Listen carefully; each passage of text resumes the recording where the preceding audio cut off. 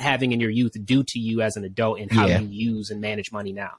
I mean, I think the same with Mike, and I think, Zan, you would appreciate this as well. Your mindset is always, I'm never going back to that. Mm-hmm. Whatever it is, whatever I got to do, if I got to hold on to this money, if I have to reinvest into my business, ultimately, Mike, I'm assuming you said, okay, if I reinvest into my business, at least I'm betting on myself.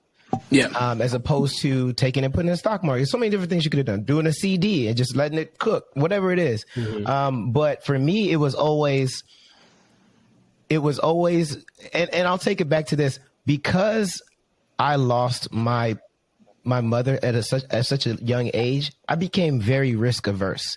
And so when you speak about the money that you decide to hold on to, in my mind, I'm like, the person that was the biggest advocate for me on this planet is now gone. So it is now incumbent upon me to make sure that whatever bets we make from here on out have to be safe. Morehouse was safe. Like, you know what I'm saying? Going back to New York was safe. I had family there. I had resources there. These different decisions affected how I think about money. As I gotten older, and I would say now is probably the time, I'm less risk averse now than I have been in the past. And it's actually done well for me because I've invested in other people's businesses. I've invested in my own business. I've taken risks with some business. Not all of them come back or pan out. But the things you learn in terms of what to look for in a good business deal as opposed to a bad business deal, it's one of those things where it's trial by fire. You have to actually experience it to really learn a lot of these things. So I share the same sentiments. Like, it has affected. I've had to kind of coach myself out of the want to just hold on to this rainy day fund and putting it in a bank. You might as well, it's like putting it in your mattress if you're not using it for anything else. And that's hood logic right there. That's hood logic. You know what I'm saying? So I think, and you can't receive if this are clinched, right? That's right. You can't hold on to it, and that's just the thing that we miss so much. Yeah, that's right. And I'm not that person. Like, you all know me. I'm a very generous person because I truly do believe that it comes back.